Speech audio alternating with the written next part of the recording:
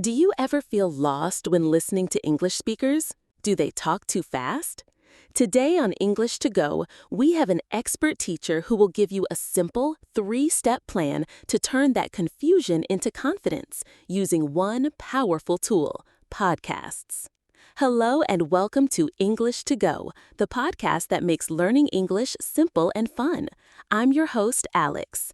In each episode, we talk about one topic to help you improve your English skills step by step. Today, we have a very special topic. We are going to talk about podcasts. Yes, we're going to talk about how you can use podcasts, just like this one, to become a better English listener and speaker. And to help us, we have a fantastic guest with us today. Please welcome Anna, an English teacher with over 10 years of experience helping students from all over the world. Anna, welcome to the show. Hi, Alex. Thanks so much for having me. I'm really excited to be here. I love podcasts, Both for fun and for learning. We're excited to have you. I know our listeners are going to learn a lot from your advice. So get your notebooks ready or just get ready to listen. We'll be right back after this short break. And we're back. Before we dive into our main topic, let's do a little warm-up. This is a question for you, our listeners, and for you too, Anna. The question is, what is your biggest challenge when you listen to English? Think about it for a moment. What is the hardest part for you? For me, I'll start. Even though I'm a native speaker, when I learn another language, my biggest challenge is speed. People speak so fast, and my brain can't follow. I feel stressed. What about you, Anna? From your experience as a teacher, what do students find difficult? That's a great question, Alex, and speed is a very common one. I think the other big challenge I hear from students is vocabulary. They say, I hear so many new words, I don't understand the main idea, and then I feel lost.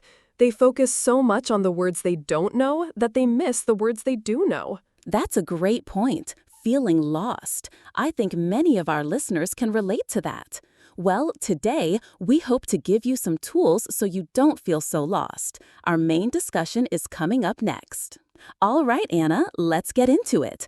A student wants to use podcasts to improve their English. Where do they start? There are millions of podcasts out there. It can feel overwhelming for sure. So my first piece of advice is step 1, choose the right podcast. For A2 or B1 learners, it's best to start with podcasts made for English learners, like this one. The language is a bit slower, the topics are helpful, and we explain difficult things. So don't start with a podcast about science or news for native speakers. Exactly, not at the beginning. The goal is to build confidence. After you feel comfortable with learner podcasts, then you can find a podcast for native speakers about a topic you love, like movies, cooking, video games, anything. If you are interested in the topic, you will be more motivated to listen and understand. That makes sense. Interest is key. So, after we choose a podcast, what is step 2? How should we listen? This is the most important part. Step 2 is to understand the difference between active listening and passive listening. Passive listening is when you have a podcast playing in the background while you are cooking, driving, or cleaning. This is good for getting used to the sound and rhythm of English, but you won't learn a lot of new things. Okay, so what is active listening? Active listening is when you give the podcast your full attention. You sit down with a notebook, you are focused. This is where the real learning happens. I have a simple 3-step routine for active listening. A routine? I love routines. Tell us more. Okay, first, listen to the episode one time without stopping.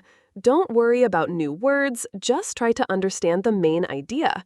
We call this listening to get the gist. To get the gist, so the general meaning? Precisely. After you listen the first time, now listen a second time, but with the transcript. A transcript is the written text of the podcast. Most podcasts for learners have one. As you listen and read, you can pause. When you see a new word, you can write it down. You can look it up in a dictionary. So the transcript is a very powerful tool. What if a podcast doesn't have a transcript? Good question. I would suggest that for active listening, beginners should choose podcasts that do have transcripts. It makes learning much easier. Okay, so we listen once for the gist. We listen a second time with the transcript to find new words. What's the final step? The final step is to listen one more time, but without the transcript. You will be amazed at how much more you understand this third time. You know the main idea, and you know the new vocabulary.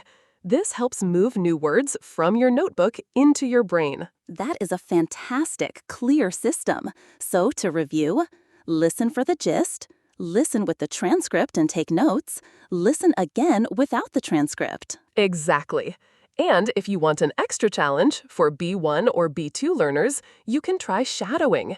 Shadowing is when you listen and repeat what the person says at the same time. It's great for your pronunciation and fluency, but start with the first 3 steps. Wonderful advice, Anna. I think that gives our listeners a perfect plan. Now, I heard you used a few great words in that explanation. I think it's time for our vocabulary focus. All right, in this section, we look at some of the key words and phrases from our discussion. We will say the word, define it, and give you an example. Please repeat the word after we say it. Our first phrase is, to get the gist. Anna, can you explain this? Of course. To get the gist means to understand the main point or general idea of something without understanding every single word. For example, I didn't understand everything he said, but I got the gist of his presentation. Perfect. Let's have our listeners repeat. To get the gist. A transcript is the written version of a video or audio recording. It's all the words written down. For example, if you can't understand the podcast, you should read the transcript. Great. Repeat, transcript. Our next word is a feeling many learners have, overwhelmed. When you feel overwhelmed, you feel like there is too much to do or something is too difficult. It's a very strong feeling. For example, when I started learning English, I felt overwhelmed by all the grammar rules. I know that feeling. Repeat, overwhelmed. Next up, a phrasal verb, to keep up. To keep up means to move at the same speed as someone or something. If you can't keep up, it means they are going too fast for you. For example, the teacher spoke so quickly, it was hard to keep up with the lesson. Excellent. Repeat, to keep up. Next, a key concept from our chat, active listening. Active listening is listening with full concentration and focus for the purpose of learning. It's the opposite of passive listening. For example, to really learn from podcasts, you need to practice active listening. A great term to know. Repeat, active listening. And our last one for today, another phrasal verb, to look something up. To look something up means to search for information in a book or online, like in a dictionary or on Google. For example, if you don't know a word, you should look it up in the dictionary. Fantastic. Repeat, to look something up. There you have it, 6 great words and phrases. Try to use one of them this week.